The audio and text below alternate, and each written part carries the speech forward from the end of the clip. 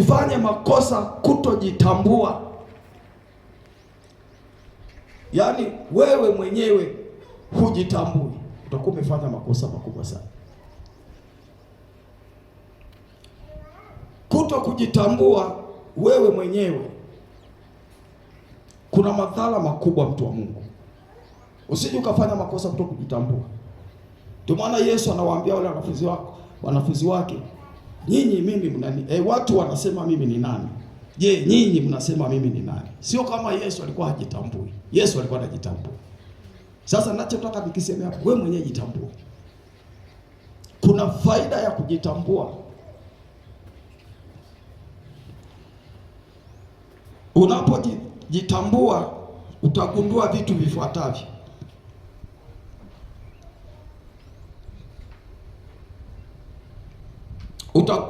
Utatambua